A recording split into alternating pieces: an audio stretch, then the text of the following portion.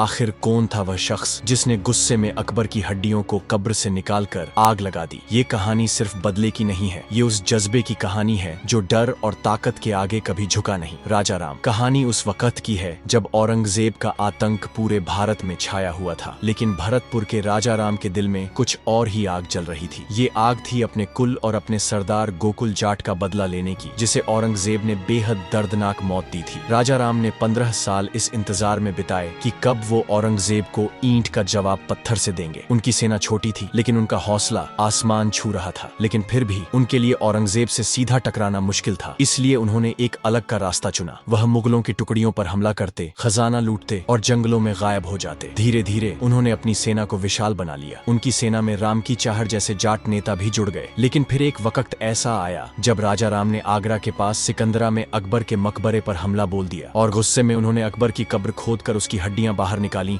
और उनमें आग लगा दी। ये सिर्फ बदला नहीं था, ये औरंगजेब को एक संदेश था। बाप बाप होता है। औरंगजेब ये अपमान सहन नहीं कर पाया। उसने राजा राम को खत्म करने के लिए कई बार बड़ी फौज भेजी, लेकिन हर बार मुगलों को मुंह की खानी पड़ी। और फिर आया वो दिन जिसने सब बदल दिया। 4 जुलाई 1688 को बीजल के युद्ध में राजा राम की सेना विजय के करीब थी, लेकिन तभी एक पेड़ के पीछे छिपे मुगल सैनिक ने गोली चलाई जो सीधे राजा राम के सीने में लगी। उनका शरीर वहीं गिरा, लेकिन उनकी आत्मा ने पूरी मुगल सल्तनत को झकझोर दिया और उनका सिर औरंगजेब के पास भेजा गया। उनकी मौत ने जाट विद्रोह को खत्म नहीं किया, बल्कि और ताकत दी। उनके छोटे भाई चूड़ामन ने इस लड़ाई को आगे बढ़ाया और औरंगजेब के वंशजों को भी चैन से जीने नहीं दिया।